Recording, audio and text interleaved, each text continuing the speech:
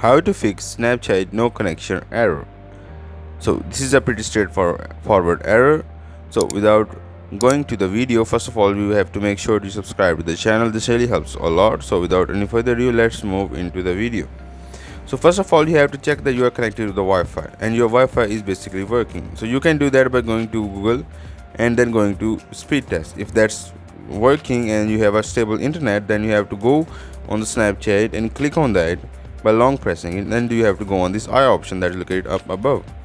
As you go over here, then you have to go on the storage option that is located down below. Click on that, and over here you have to clear the cache and clear the data for your Snapchat. As you clear the data for your Snapchat, this will basically clear all of your data or cache that was stored, and then it will just reset your device, reset your Snapchat, but it will not take away your credential.